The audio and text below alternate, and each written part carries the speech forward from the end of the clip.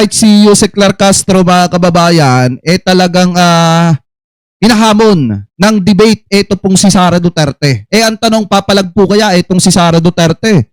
Kasi mga kababayan, talagang dito makikita at masusukat kung hanggang saan ang itatagal ng battery ng utak ng ating Vice President. Ano po, so ituloy pa natin. Confrontation yarn, hinamon ni Palace Press Officer Undersecretary Claire Castro si Vice President Sara Duterte sa isang debate. Ginatikos din ito si VP Sara at kinumpara pa sa nagdaang bise. Anytime, basta hamunin niya ako, okay lang sa atin.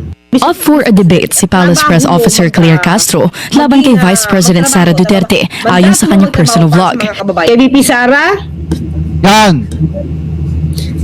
mukhang ang hindi lalaban dito kay kay Lovely. Sa akin pa kaya. Anytime, basta hamunin niya ako, okay lang sa atin. Walang problema. Nako po. Diba? Usap kami.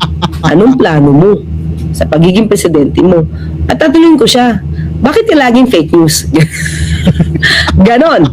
Binitawan nito ni Jose Castro sa gitna ng pahayag ng political commentator na si Lovely Granada na ayaw niya makipagdebate sa Duterte supporters dahil ang bise lang ang gusto niyang harapin. Pero kung kay Granada daw ay hindi sisipot ang bise, paano pa raw kaya kung siya ang makakatalo nito? Sa panayam ni Granada sa The Spokes ng Billionaire News Channel, nanindigan ito na hindi niya kailangan ng posisyon para debatihin ang bise. Nakakapagtaka nga dito, mga kababayan si Sara Duterte yung hinahamon po ng debate dito, pero ang sumasagot kasi, mga kababayan, yung mga vlogger po ni Sara Duterte. Ang tanong po dito, wala po bang bibig ang ating Vice President para siya mismo ang sumagot dito sa mga hamon ng debate? Ano po sa kanya? Di ba sinasabi niya na gusto niya magpresidente pagdating ng 2028, o bakit hindi niya patunayan ngayon, ilatag niya ang plataforma niya at sagutin niya yung mga itatanong sa kanya ng mga normal na mga kababayang Pilipino po natin. Hindi yung mga vlogger niya ang sasagot, kasi kapag yung mga vlogger niya ang sumagot, mga kababayan, wala namang magandang sasabihin niya mga yan. Di po ba sala sa titirahin ka ng ad hominem attack, yung itsura mo, yung pagkatao mo, kung ano-ano pa mga paninira ang ibabato sa'yo ng mga yan. Ang maganda talaga dyan, direkta kay Vice President. Kung talagang itong si Vice President, mga kababayan, ay may sapat na kakayanan yung utak niya para sagutin yung tanong ng mga kababayang Pilipino po natin. Lalo na, at ang naghahamon po sa kanya, hindi naman po politiko. Hindi naman politiko, mga kababayan. Ito pong si Miss Lovely Granada.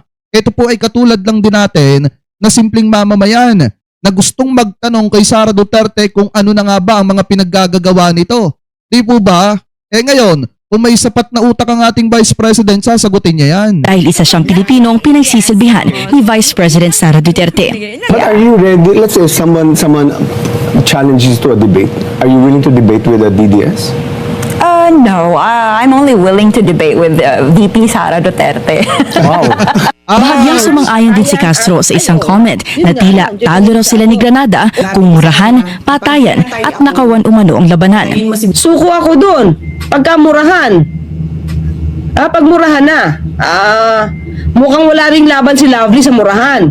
At wala rin tayong panalo kapag paramihan ng assassin dahil wala tayo, zero tayo dun. Sinusugan din ni Castro ang pahayag ng Malacanang sa hindi pagtulong ng bise sa gobyerno sa kabila ng lahat ng umano'y nalalaman nito mula sa pagpapababa ng presyo ng bigas hanggang sa preparasyon sa epekto ng giyera sa Iran. Sa usapin naman na yan, mga kababayan, 'di ba sinabi ni Sara Duterte meron siyang alam o meron siyang nalalaman para daw po pababain yung presyo ng mga pangunahing bilihin dito po sa ating bansa. Ngayon, mga kababayan, ang problema kasi dito, puro ngawa lang po ang ating Vice President, wala po siyang aksyon. At hindi rin po siya marunong tumulong. Ano po ba ang laging ipinagmamalaki? Tanungin nyo, yung mga DD-set, kung ano na nga ba nagawa ni Sara Duterte, laging sasabihin sa inyo, libreng sakay. Alalahanin po natin yung libreng sakay na yan. Pera din po yan ng mga kababayang Pilipino po natin. Pera din nyo po yan. Di po ba yung ginagastos nila sa libreng sakay, yan po ay pera ninyo din, galing po sa mga tax na pinaghirapan ninyo na kinakalta sa inyo. Kaya hindi po yan masasabing galing sa personal na bulsa ng ating Vice President. Di po ba? So ngayon, kung titingnan nyo mga kababayan, yung sinasabi niyang may nalalaman siya, ang totoo dyan, wala talagang nalalaman. Ang ating Vice President kung paano susolusyonan yung problema pagdating po sa pangunahing bilihin o pangunahing pangangailangan ng mga kababayang Pilipino po natin. Sinasabi niya lang na meron siyang alam at ayaw niya makipagtulungan sa gobyerno pero definitely wala talaga. Mga kababayan, ano po? Anyway, tuloy pa natin. Makasarili kung tawagin ni Castro ang vice-presidente at naikumpara pa kay Naga City Mayor and former Vice President Leni Robredo. Oh. Kung bakit sasabi ko selfish, unang-una, sabi niya marami siyang alam, di ba? Kahit galing ka sa Pangulo, magtrabaho ka pa rin. Kahit kaaway mo ang Tama. Pangulo, bakit si VP Leni at that time, kahit inaaway siya ni Pangulong Duterte, nagtatrabaho siya. Meron sa ibang programa. Di ba? Kahit ang liit ng budget niya, wala pa siyang confidential funds nun. Hindi raw totoo. papansinin ng kampo ng bise ang pahayag ni Castro. Bukod sa bise, hinamon din ng Palace Press Officer si Navotas City Representative Toby Tiangco kaugnay ng umano'y katakatakang pahayag nito na papanagutin ng bise ang mga kurakot kapag nanuklok ito sa pwesto. Saan Yan. nga doon ang ginagawa si Vice Presidente doon sa ghost projects ng kanyang ama? Hindi tayo maniniwala kay Congressman Toby Tiangco. Siya ay isang mapanlinlang. Tama. Patunayan niya yan. Toby Tiangco, patunayan mo yan. Hindi raw kasi kailangan maging presidente para maghain ng kaso. Kaya hanggat walang napapanagot sa ghost project sa ilalim ng Duterte administration doon, mapanlin lang umano si Congressman Tiangco. Sagot naman ni Tiangco sa BNC, tila kalaban ang turing ni Castro sa mga taong iba ang opinyon at kaya nga raw inihain niya ang resolusyong humihiling ng expedited impeachment resolution ay para matumbok na ang investigasyon laban sa bise. Ang krisis ng sumisirit na petrolyo raw ang importante kay Tiangco at hindi ang usaping politika. Pero paninindigan nito, hindi siya DDS. Oh, yan ang masaklap at masakit na katotohanan sa isang nagtatanggol kay Sara Duterte. Di po ba't sumusuporta? Ipinagtatanggol yung mga Duterte pero ayaw matawag ng DD shit. Ayaw matawag na DDS mga kababayan. Bakit? Kasi kapag ka ikaw ay, eto yung masakit na katotohanan na, kapag ka ikaw ay nabansaga na DDS, ang tingin ng mga kababayan Pilipino po natin, bobo, mahina yung utak, gagamonggo yung utak,